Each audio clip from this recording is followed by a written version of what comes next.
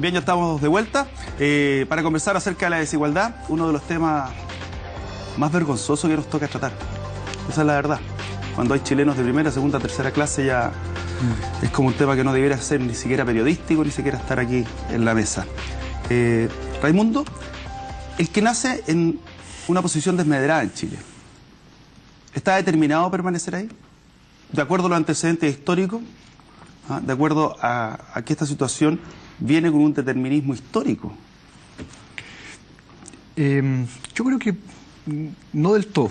En cierto sentido, Chile entero se ha transformado en los últimos 30 años de manera bastante importante. Yo creo que el libro no quiere traer una mirada totalmente pesimista, totalmente de que la historia nos determina 100%. Hay un capítulo de historia súper fuerte para entender la desigualdad actual, pero también el mensaje es, en términos de niveles de pobreza, cobertura educacional, Chile ha avanzado, ha progresado y, en cierta medida, toda la gente que entrevistamos de niveles socioeconómicos más bajos también sienten que el mundo en que vivieron sus abuelos, crecieron sus padres, no es el mismo de hoy día. Hubo una disminución de la pobreza del 90 hoy día, del 45 al 11,7, estamos claros. Pero cuando tenemos un país que tiene una situación económica diferente y avanza, hay un grupo que no quiere quedar rezagado. Entonces, yo creo que la desigualdad pasa por ahí. Y de hecho, me llama la atención una cosa. Leyendo el documento, obviamente parte de la desigualdad es obviamente el acceso a la salud y educación, una de las cosas que más preocupa y más duele. Pero es sorprendente que lo que más duele es el maltrato. Un 41% de los encuestados dice que lo que más le duele es el maltrato. El maltrato desde una posición económica superior probablemente del mismo Estado a lo que se vive en el día a día. Claro, ahí hay varias cifras. Una de las cifras de cuánta es la población que ha sufrido efectivamente algún tipo de experiencia de maltrato. Les preguntamos si han sido discriminados, pasados a llevar, tratados injustamente, y ahí el 41% de la población dijo, efectivamente, me sucedió. Y de las que más molestan, las desigualdades que más molestan, salía salud, educación y que me traten con... que no respeten mi dignidad. Esas tres desigualdades eran las que más molestaban. Y la razón la razón que ellos veían detrás de eso era su clase y en el caso del trato también el hecho de ser mujer. Es muy patente la diferencia entre hombres y mujeres, pese a que no hay diferencia de la experiencia misma. El 41% se divide entre hombres y mujeres en porcentaje igual. Las mujeres reconocen que es por el hecho de ser mujer que son maltratadas o pasadas a llevar. Dime una cosa, Emilio, ¿cuál es el análisis que haces tú respecto a esta situación que, lo decíamos en la introducción, que no es un tema solamente de ingresos, sino que es multidimensional, con clasismo, con determinación incluso hasta por el apellido, que ahí lo vamos a ver después en una gráfica. Hay un tema ahí que no se va a resolver solamente con políticas de Estado. Sí, mira, yo creo que lo primero es entender que la desigualdad no es igual a pobreza, digamos. O sea, desigualdad claro. Es un concepto mucho más global, mucho más amplio. Reducirlo solo al tema de la pobreza, yo creo que es disminuirlo demasiado, ¿no? O reducir el fenómeno que es efectivamente muy, muy complejo y por lo tanto también no fácil de abordar y de resolver, ¿no? Ahora, ahí hay una serie de cambios. Probablemente, históricamente, nos preocupaba mucho más el tema monetario, digamos, la pobreza dura, por decirlo así. Es que a lo mejor eso es lo que más se ve. Exacto. Pero para el que está en la galería, que está viendo hacia allá. Así es. Pero el que está en la cancha la ve de otra manera. Sí, claro. Lo que señalaba Raimundo, digamos, en términos de cifras, si uno elimina la pobreza, por decirlo así, un ejercicio, seguimos siendo profundamente desiguales, digamos. No resuelve todo el problema. Es una parte muy importante, pero hoy día han surgido otros elementos que vienen más bien de la sensibilidad, de la subjetividad, ¿no? A agregarse y resultan probablemente tanto o más importante, ¿no? El tema del trato, cómo uno se ve enfrentado a los demás, sentirse alguien con dignidad en distintos espacios, en el espacio público, en el mercado. Hasta los detalles. Exacto, en la salud, etcétera, ¿no? Leonardo, esto es un tema estructural. Hay una estructura social que impide, de alguna forma, poder romper este círculo de la desigualdad. Bueno, yo creo que el informe apunta y nos entrega luces bastante importantes en esta materia, porque entra en el tema de educación, entra en el tema de trabajo, en el tema de ingresos, en fin, va planteando diversos análisis, particularmente en lo productivo, cuáles son las empresas que captan la gente que está en situación de mayor pobreza, en situación de mayores privaciones, en fin, hace un análisis muy amplio y yo creo que efectivamente, cuando uno lo mira, podríamos hablar sí que efectivamente este es un tema estructural. Ahora, ¿estructural de qué? Porque uno podría decir, bueno, esto tiene que ver con la economía, tiene que ver con el Estado, tiene que ver con las políticas públicas, tiene que ver con cómo nos comportamos. Y yo creo que efectivamente cuando uno va desmenuzando, se encuentra que en cada uno de estos uno podría denominarlo actores de la estructura de oportunidades de una sociedad, efectivamente hay algunas cuestiones que están muy enquistadas. Por dar un ejemplo, cuando uno mira, por ejemplo, las políticas públicas uno las podría plantear, y se plantea muy bien en el informe, si es que efectivamente la gente es un usuario, un cliente, una persona que necesita algo o un titular de derecho. Y evidentemente eso produce un conflicto, particularmente en las municipalidades. Entonces, ahí ya tenemos... Te diría que lo ejemplifique en el cotidiano. Yo creo que, a ver, voy a tomarme un poco de lo que dice el informe y también algo que hemos estudiado nosotros en la Fundación, y es que finalmente existe casi como un tipo de usuario perfecto para el Estado, y es aquel que no molesta, que no reclama y que se puede ver en el informe con mucho detalle porque algunos funcionarios públicos como que no están acostumbrados a un nivel de exigencia que la persona pretende comportarse como un titular de un derecho determinado. Y yo creo que aquí han aparecido dos cuestiones que son bastante centrales y que creo que están en el corazón de este informe y que dice recién, bueno, ¿igualdad de qué? ¿De qué estamos hablando? Porque la verdad es que pareciera que la igualdad pudiera contraponerse a la libertad. Y yo creo que aquí hay un problema bastante complejo. ¿Es una igualdad de trato en general? Yo diría que más bien es una igualdad un poco más general que eso, es una igualdad de dignidad y derechos. Entonces, cuando uno habla de igualdad de dignidad, se refiere precisamente a estos temas de trato, de estigmatización, de racismo, en fin, una serie de elementos que tienen que ver con lo subjetivo, cómo la gente es tratada en la sociedad, ¿ya? Y cuando uno habla de igualdad de derechos, que es lo que estaría como en el centro de esta igualdad, se refiere precisamente a aquellos elementos que el informe se refiere de manera muy clara y donde Raimundo acaba de señalar, la gente se siente más maltratada, educación y salud. O sea, la gran pregunta es, bueno, educación y salud debiera estar dentro de aquellos derechos que debiéramos proteger, que debiéramos garantizar para mejorar la situación, no solo de la desigualdad, sino que también de la pobreza en este país. Y si me permite una cosa muy breve, yo creo que efectivamente desigualdad y pobreza no son lo mismo. No.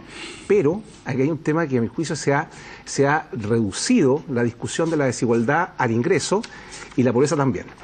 Porque la verdad es que como hemos medido siempre pobreza por ingresos, se nos olvida que lo que estamos haciendo y lo que tenemos detrás de eso es una concepción de pobreza basada en la teoría del consumo.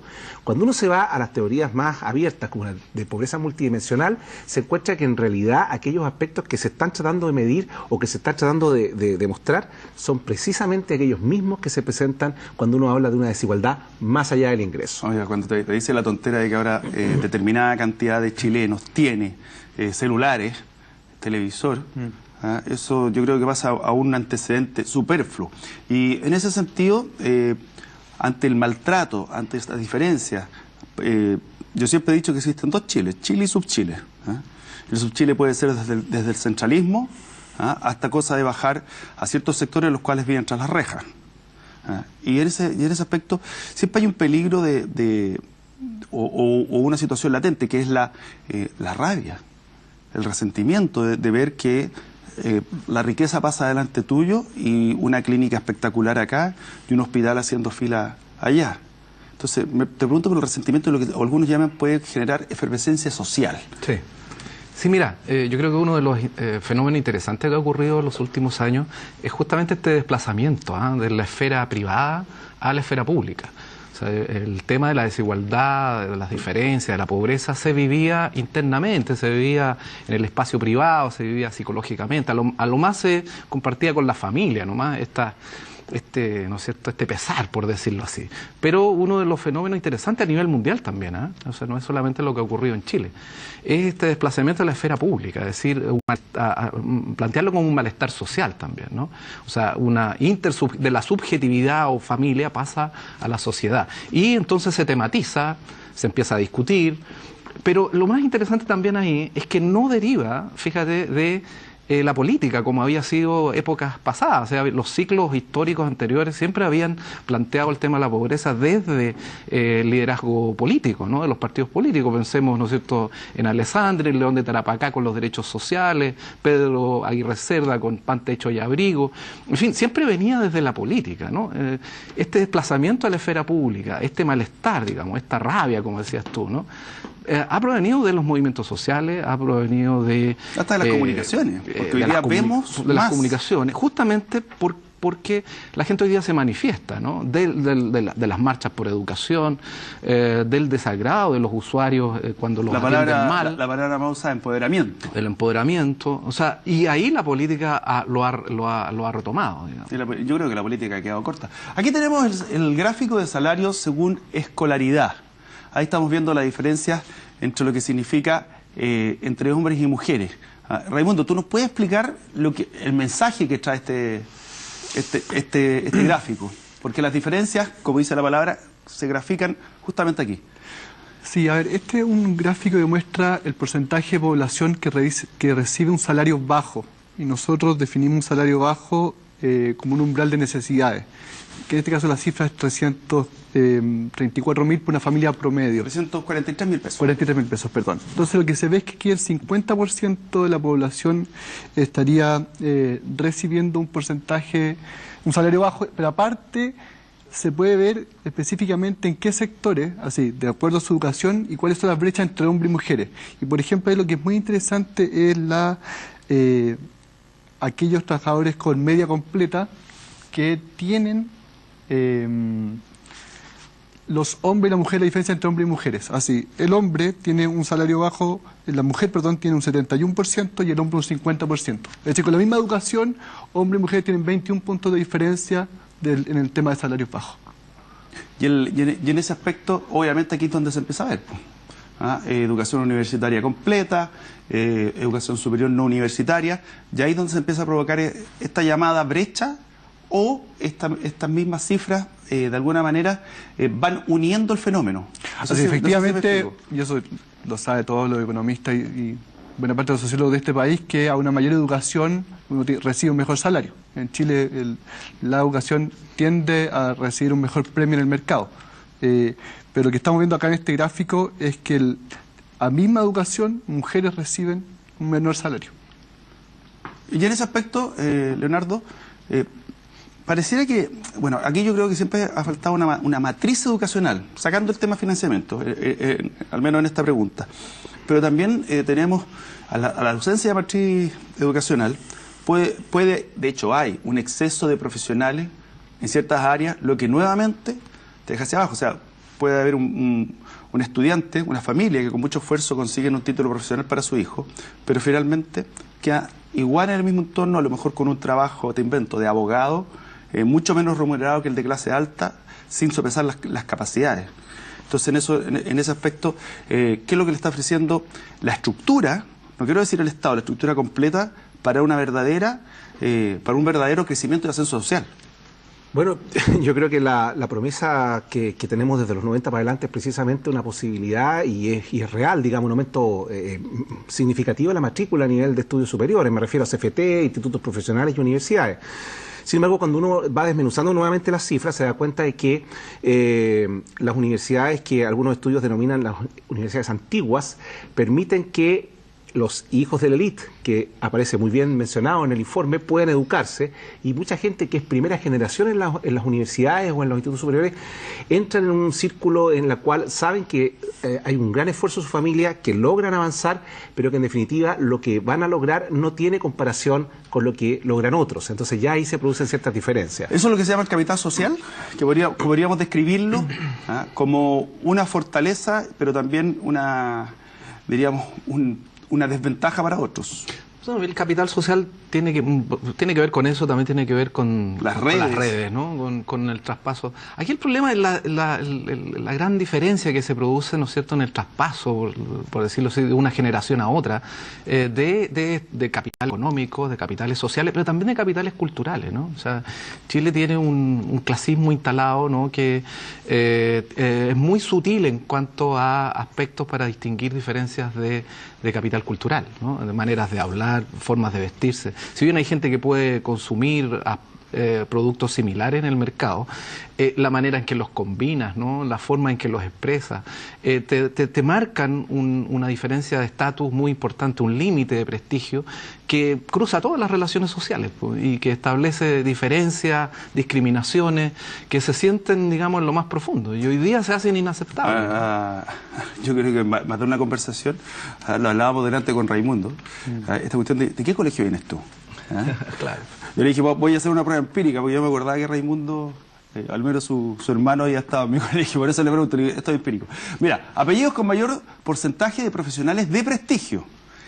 Existe una larga lista, que usted las va a poder ver en pantalla, pero a mí lo que me llama la atención, poderosamente bien, poderosamente mal, la verdad, es que existan apellidos que tienen más profesionales de prestigio. Algunos le dicen los apellidos vinosos. Entonces, en ese aspecto, Raimundo, ¿cómo llegan a esa cifra y en qué factores se fijaron? Sí, esto hay que contextualizarlo bien porque es la lista del CERVEL. Correcto. ¿Cierto? Y es la cohorte nacida entre 1940 y 1970. Es decir, ojo que aquí no estamos abarcando a toda la población chilena y las generaciones que más han tenido opción de entrar al sistema universitario no están reflejadas acá. Para nosotros este gráfico en ese sentido refleja muy bien la historia del país. En la raíz histórica de la desigualdad, con una clase alta que surgió de una migración vasca, de otras raíces europeas, quiere decir, holandesa, hay países alemanes, y por un lado la otra lista, que no sé si la van a mostrar o no, que es la lista de... Sí, ahí viene. Ahí viene. Mira, ahí tienes los... Que son los apellidos que se nota claramente de origen... El director me dice todo muy vinoso. ¿Por qué me has dicho tantas veces la palabra vinoso, director? Pero aquí, en este punto, si uno dice, refleja la historia porque es los que nacen en una época del 40, 70 y... Cuna de oro. Claro, pero nosotros no sabemos qué es lo que pasó después. Pero llegaron con ventaja a veces, con tierras que ya de alguna manera se fueron tomando. De hecho, el conflicto lo estamos viviendo todavía en la octava región. Entonces, llegaban con algunas ventajas aparte de la colonia. Hay un capítulo largo de historia que va mostrando lo complejo que se interrelaciona el factor económico, la adquisición de tierra al principio de la colonia, cómo se establece la hacienda, después qué pasa con todo lo que es la época del cobre, el salitre, cómo las grandes fortunas se van formando, la generación del Estado. Y efectivamente siempre hay una pequeña capa de la élite que ha logrado fortalecerse a través de otras redes de migrantes. Redes endogámicas, en el fondo. Son redes endogámicas en parte, sí, hay cierta idea de clausura social en la élite, pero yo no quiero quedarme... Es una estructura oligárquica también.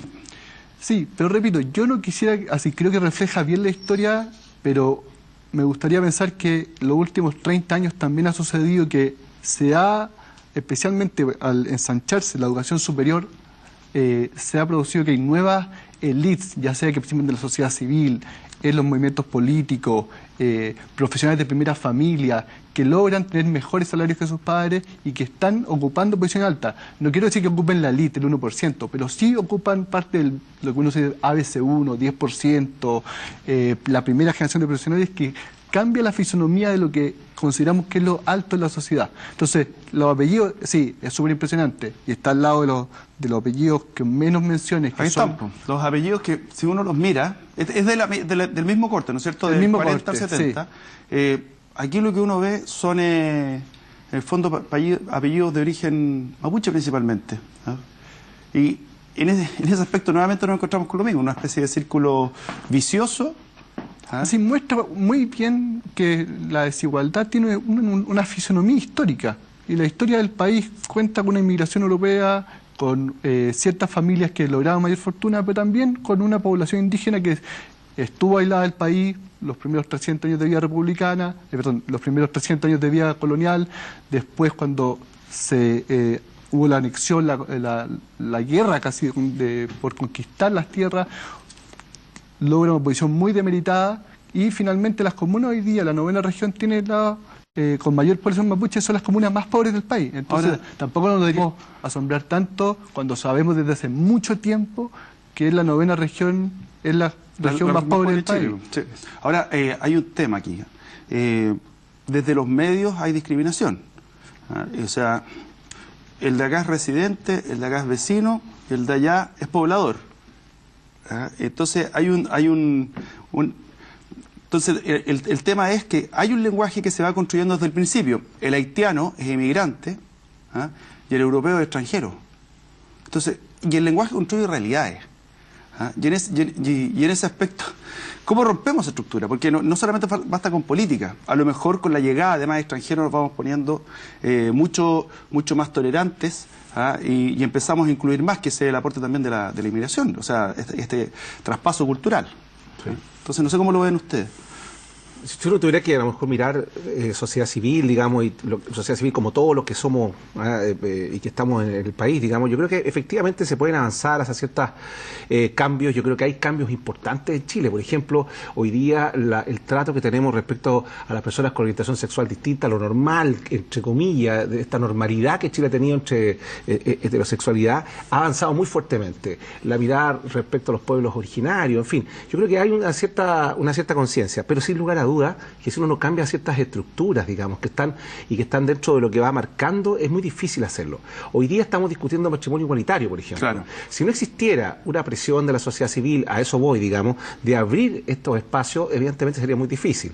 Pero por otro lado, también es cierto que yo no creo que esto solo sea presión de la sociedad civil. Aquí, y espero que en un momento lo toquemos, tiene que ver con toda la relación entre la política y estos cambios que son tan importantes para poder cambiar algunas cuestiones dentro del país. Son los que están comandando el buque finalmente. Sí, pero mira, un fenómeno tan complejo como este tiene factores estructurales, pero también se juega en la vida cotidiana. No nos podemos dormir en los laureles. Se juega en el mundo de la vida, por decirlo así, los espacios pequeños, en la familia, en el barrio, ¿no? O sea, ahora, lo interesante es que está cambiando el imaginario, o sea, no solamente a nivel de la conciencia de derechos, ¿no es cierto?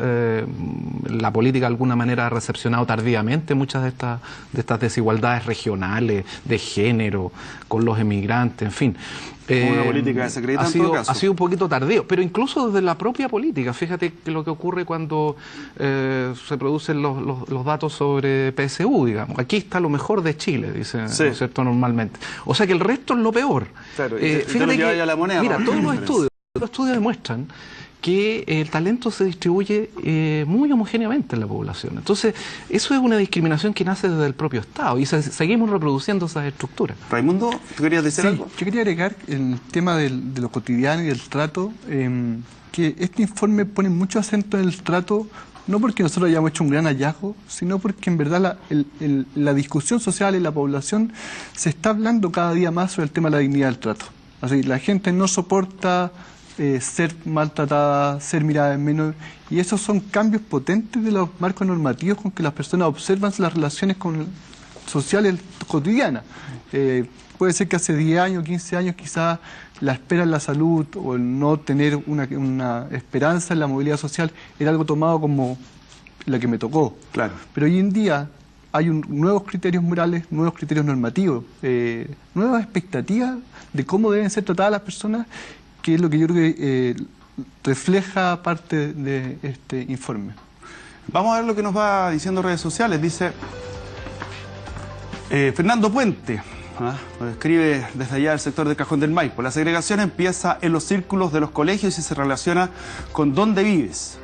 Y abajo Claudio Valdés dice, una causa de la desigualdad son los subcontratos. Trabajadores del mandante versus, ¿qué dice? Contratistas hacen la misma pega y ganan distinto. Aquí está parte de lo que nos está diciendo Claudio Valdés y que nos decía Fernando Puente. Les voy a preguntar algo antes de irme a la tanda. Se dice que uno de los actores más importantes, o uno de los elementos de la movilidad social, es la educación. Entonces la pregunta es, ¿dónde está la deuda? ¿Educación superior? ¿Educación básica? ¿Cuál es la expectativa que tiene cada una? Eso lo conversamos a la vuelta de esta discusión abierta.